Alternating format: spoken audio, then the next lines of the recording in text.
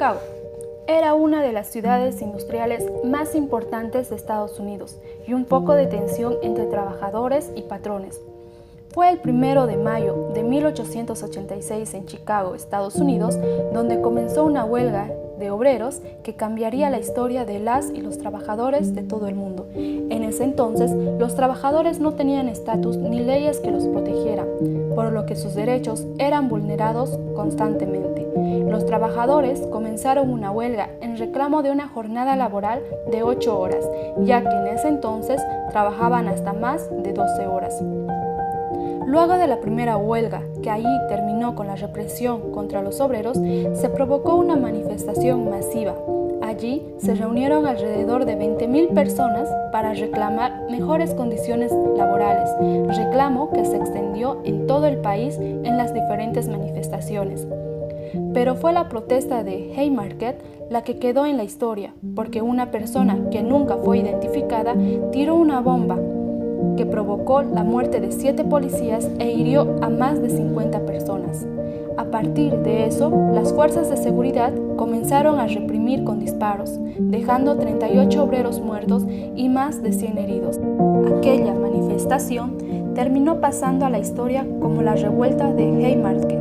Algunos la llaman la masacre de Haymarket.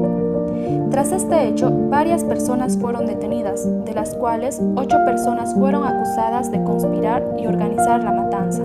El juicio de estos hombres fue la conspiración más infernal contra los trabajadores. El jurado ha quedado para la historia como un jurado que fue presionado y comprado para enjuiciar sin fisuras a los huelguistas. El Congreso Obrero Socialista Internacional, celebrado en París el 1 de mayo de 1889, estableció que este día sea considerado el Día Internacional de los Trabajadores para recordar a los mártires de Chicago, fecha adoptada por varios países en el mundo. Indemnización por muerte. La percepción de los accidentes de trabajo como un grave problema de salud pública. Por lo tanto, provocó la promulgación de leyes sobre seguros en los países en los que se estaba produciendo la industrialización. Alemania, en 1884, fue el primer país en el que se introdujo este seguro social. En 1913 lo habían introducido ya a una gran parte de países europeos, mientras que la mayoría de los estados americanos y las provincias canadienses lo hicieron durante la década de 1910 y 1920. Solidaridad Obrera. Fue una organización sindical española formada en 1907 sobre las estructuras de la Unión Local de Sociedades Obreras de Barcelona. Tuvo una reorganización de los sindicatos catalanes muy debilitados a consecuencias del fracaso de la Huelga General Obrera de 1902. Pretendía tener vocación estatal y su creación había sido promovida por sindicatos diversos en Madrid, Barcelona y Cataluña. Las primeras reuniones comenzaron en el mes de mayo entre socialistas, anarquistas y sectores republicanos de izquierda. Primera Guerra Mundial, 1914-1918. La Gran Guerra transformó el ámbito laboral, una necesidad de aumentar la producción de la industria y de entender a los servicios, hizo que se tuvieran que buscar trabajadores que reemplazaran a los que se habían tenido que marchar al frente. Alemania impuso el trabajo obligatorio y recurrir a los trabajadores procedentes de sus colonias. La gran protagonista en el ámbito laboral de esta época fue la mujer. En Francia, el aumento de empleo femenino fue evidente. 100 fábricas metalúrgicas no llegaban a 18,000 mujeres empleadas antes de la guerra. En 1917 eran 300,000. Segunda Guerra Mundial, 1939 a 1945. El uso del trabajo forzado y la esclavitud en Alemania y en toda Europa ocupado por los alemanes durante la Segunda Guerra Mundial tuvo lugar a una escala sin precedentes. Era una parte vital de la explotación económica alemana de los territorios conquistados. Muchos trabajadores murieron como resultado de sus condiciones de vida, maltrato, malnutrición y tortura. Movimiento obrero en los Estados Unidos en 1936 y principios de 1937, en una ola de ocupaciones de fábrica, las huelgas de brazos caídos. Estas huelgas establecieron sindicatos militantes y democráticos, con capacidades de enfrentar el control capitalista de estructuras y los ritmos de trabajo organizados en el Congreso de Organizaciones Industriales. Estas luchas forjaron una nueva generación de trabajadores militantes que participaron en los partidos laboristas y regionales y hacían agitación en sus sindicatos a favor de la idea del Partido Laborista Nacional Independiente de Demócratas. Otro punto también muy importante fue la masacre de las bananeras en Colombia, que fue en el año 1928,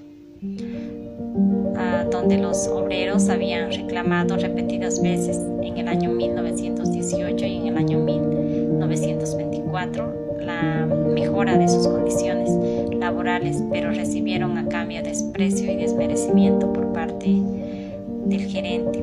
Esta masacre obtuvo miles de muertos, 3.680 heridos, 500 detenidos y centenares de años de cárcel impuestos por los tribunales. Otra fecha también muy importante se dio del 26 al 30 de enero de 1929, donde tuvo verificativo la Asamblea Nacional de Unificación Obrera y Campesina en el Salón Tokio, donde estuvieron 397 delegados en representación directa de otras tantas federaciones, confederaciones sindicales y comunidades agrarias. Algo muy importante también se dio en el año 1938, donde se fundó la Confederación de Trabajadores de América Latina, pues se consideró como parte de la madurez histórica del movimiento obrero y un modelo en la organización sindical de trabajadores del continente. La primera internacional, conocida también como Asociación Internacional de Trabajadores, fue la primera organización que intentó coordinar las luchas de los trabajadores de los países industrializados. Surgió en 1864 en Londres, conocida como Primera Internacional, para buscar un orden social más justo e igualitario y contrarrestar las condiciones de explotación del incipiente capitalismo. Este espacio de cooperación se reuniría anualmente para tratar las problemáticas comunes y diseñar políticas de lucha. Destaca la reunión del año 1866 en Ginebra, Suiza, donde los representantes obreros de todo el mundo acordaron luchar para conseguir la jornada laboral de 8 horas, la supresión de trabajo infantil, la mejora de condiciones laborales que debían soportar las mujeres, la lucha contra los ejércitos permanentes y la oposición de los impuestos indirectos. La desaparición de la Primera Internacional tuvo dos causas fundamentales. En primer lugar, el fracaso de la Comuna de París en 1871 y la consiguiente persecución de las ideologías obreras por parte de los gobiernos. Y en segundo término, el enfrentamiento entre socialistas y anarquistas. Más adelante, en Francia, en el año 1889, fue que se declaró el 1 de mayo como Día Internacional del Trabajador y el 8 de marzo como Día Internacional de la Mujer Trabajadora en 1910. La ley de Bennett. Esta ley prohíbe rotundamente que niños menores de 10 años trabajaran en fábricas, fundiciones, minas o talleres. Limitaba la jornada de trabajo a no más de 5 horas al día para niños menores de 13 y niñas menores de 14. No más de 8 horas a jóvenes de 14 a 17 años y así permitirles realizar estudios o colaborar en negocios familiares.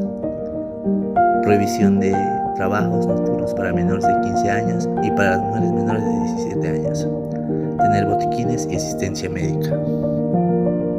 Declaración Internacional de los Derechos Humanos. Después de la Segunda Guerra Mundial y la creación de las Naciones Unidas, la comunidad internacional se comprometió a no permitir nunca más atrocidades como las sucedidas en ese conflicto. Los líderes del mundo decidieron complementar la Carta de las Naciones Unidas como una hoja de ruta para garantizar los derechos de todas las personas en cualquier lugar y en todo momento. El documento, que más tarde pasaría a ser la Declaración Universal de los Derechos Humanos, se examinó en el primer periodo de decisión de la Asamblea General, en 1946. La Asamblea revisó este proyecto de declaración sobre los derechos humanos y las libertades fundamentales y lo transmitió al Consejo Económico y Social para que lo sometiera al análisis de la Comisión de Derechos Humanos y que ésta pudiera preparar una Carta Internacional de Derechos Humanos. La Comisión, en su primer periodo de sesiones celebrando a principios de 1947, autorizó a sus miembros a formular lo que denominó un anteproyecto de Carta Internacional de Derechos Humanos. Salud laboral. Año 1900. Ley de accidentes de trabajo, también conocida como la Ley de Dato. Ha sido considerada la primera disposición que se dicta en España regulando el accidente de trabajo, creando el seguro para el mismo y adoptando frente a la doctrina de la culpa, hasta entonces vigente la doctrina del riesgo profesional. Además, también el seguro de accidentes de trabajo estuvo entre los primeros seguros sociales, aprobado en un gran número de países. Para el caso de Estados Unidos, Fischbach, Cantor. Destaca 3 razones que también podrían aplicarse en el caso de países europeos. En primer lugar, de la introducción de indemnizaciones por accidente no supuso una innovación legislativa absoluta con respecto al pasado. 1931. Inclusión del tributo agrario.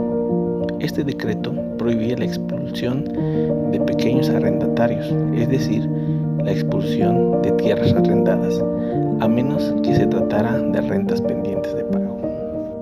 Haciendo referencia en Bolivia, en los años 1872 y 1895, la revolución industrial generó instituciones de naturaleza capitalista, jornadas de trabajo, salarios y otros, donde por otra parte también se estaba viviendo el tiempo de los varones del estaño, donde no solamente estaban siendo explotados los hombres, sino también mujeres y niños. En 1915 nació las 3 grandes leyes sociales, pero los cuales no estaban siendo aplicados en los sectores de trabajo para proteger los derechos laborales. En 1944, en el distrito minero de Huanuni, nace la Federación Sindical de Trabajadores Mineros de Bolivia, institución sindical que marcará con letras indelebles la historia del movimiento obrero boliviano por sus acciones de coraje, valentía, lucidez para percibir la historia mediante el análisis que nace en el instinto de clase. En 1952, la Fundación Central Obrera Boliviana estaba representada a sectores laborales como obreros, campesinos, profesionales y sectores populares. En 1952, la nacionalización revertía al Estado para la administración de las minas. Se creó la Corporación Minera de Bolivia, Comibol, que comenzó su gestión con graves desventajas económicas.